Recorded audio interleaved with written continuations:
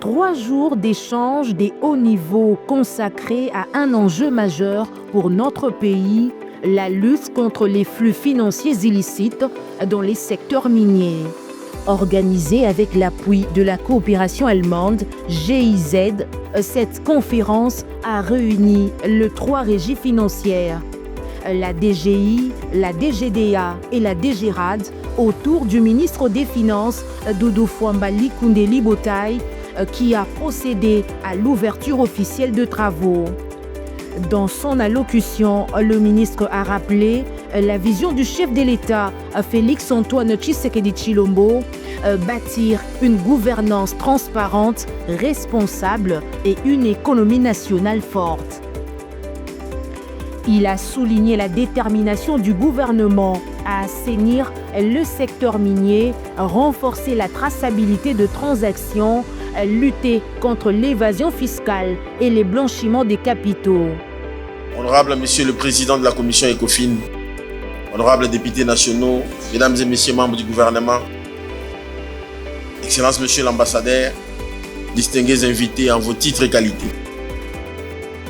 La lutte contre les flux financiers illicites n'est pas une contrainte imposée à la République démocratique du Congo. C'est un choix de souveraineté, un devoir de justice sociale et une condition de développement durable. La création du CONASAFIC et l'intégration de la RDC au réseau mondial d'échange d'informations fiscales traduisent la détermination du gouvernement de la République démocratique du Congo, celle de son Excellence Monsieur le Président de la République, chef de l'État, son Excellence Monsieur Félix Antoine Tshisekedi Tshilombo, à protéger les richesses nationales et à restaurer la confiance dans la gouvernance économique.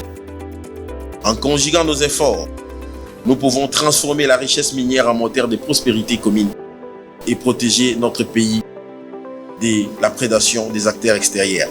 Je déclare ainsi ouverte la conférence de haut niveau sur les flux financiers illicites d'origine commerciale, cas du secteur minier, et je vous remercie de la...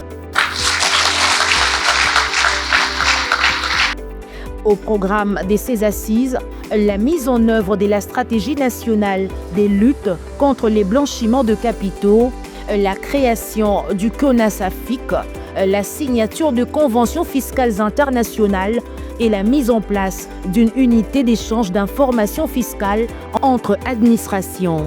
Objectif, renforcer la synergie entre services fiscaux, maximiser les recettes publiques et garantir les rapatriements de capitaux issus des ressources minières.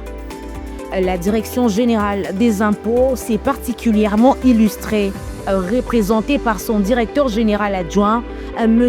Kabwa Kaloumé Maurice. Elle a réaffirmé son engagement à lutter contre les flux financiers illicites. La Direction générale des impôts se félicite de l'aboutissement heureux des travaux de la conférence du haut niveau sur les flux financiers illicites d'origine commerciale dans les secteurs miniers qui ont permis l'élaboration et l'adoption de la feuille de route nationale et de la déclaration provisoire de Kinshasa contre les flux financiers illicites dont la lecture vient de nous être donnée. La pertinence des différentes actions contenues dans cette feuille de route nationale traduit la volonté des parties prenantes de conjuguer les efforts dans le cadre de la lutte contre les flux financiers illicites.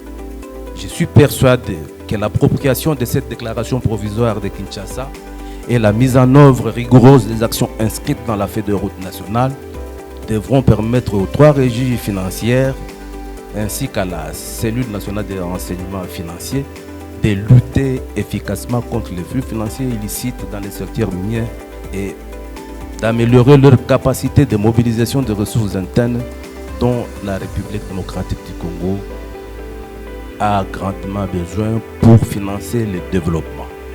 C'est ici le lieu pour moi de noter avec intérêt la volonté exprimée par les conférenciers de créer une plateforme d'échange des informations sécurisées et digitalisée sur les flux financiers illicites.